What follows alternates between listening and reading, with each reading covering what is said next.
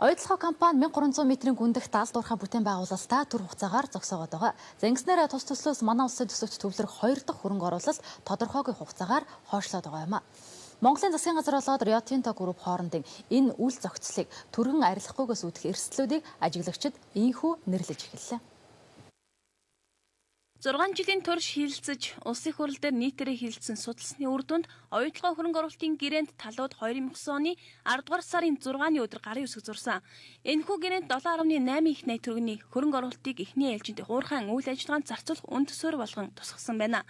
4 жилийн өмнө үзгэлсэн энэ гэрээнд 2 дахь хөрөнгө оруулалт буюу далд уурхайн эхлэлтэд зэрэгцэх мөнгийг Монголын талд шилжүүлнэ гэж заасан байна. Ингэхдээ тус компани ил уурхайгаас олборлсон хөдрийнхээ ашигаас 2 дахь санхүүжилтээ хийнэ гэж тохиролцож, гэтэл оюутлогоо олборлолт төлөвлөсөн хугацаанаас хожуу эхэлсэн. Дээр нь дэлхийн зах зээлд металлын үн буурсан болохоор оюутлогоо төсөлд бэрхшээл гарч эхэлсэн байна. Монгол улсын талаас 2 дахь санхүүжилтээ нэхэд оюутлогоо төслийн зүгээс зовлонгоо тоочоод цаг алдаад байвал хоёр талдаа өндөр эрсдэлтэй байгааг ажиглагчид тооцоолов.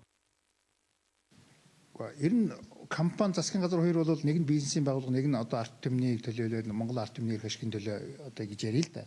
Энд нар чинь анх 5 жил ярьж зөвшөлтсөн шийдвэр гаргасан шүү дээ.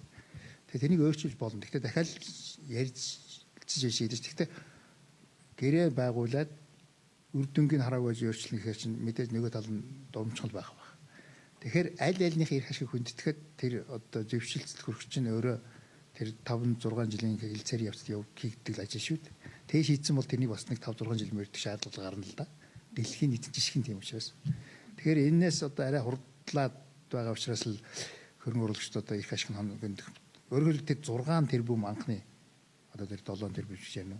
Тэр хөрөнгө оруулалтыг гаргах шийдвэр хийж байгаа юм гэхээр гэрээ байгуулсны дараа л гарсан.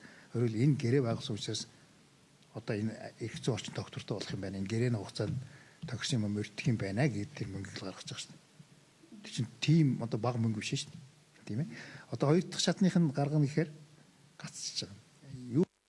200 гаруй километр өөрөөр хэлбэл Улаанбаатараас Дархан хүртэлх зайд хүнд даацын автомашин явуулах туннелийг тавьсны дараа 1300 метрийн гүнээс олборлолт явуулж эхэлнэ.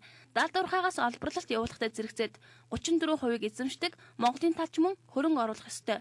2 дахь санхүүжилт зогсоод байгаа талаар сангийн яамнаас ямар нэгэн тайлбар өгөхгүй гэж тусын яамны төрийн нарийн бичгийн дараа ганц цогт хэлсэн. Харин уул уурхай яамныхан амарсан учраас ямар нэгэн мэдээлэл өгөхгүй гэлээ.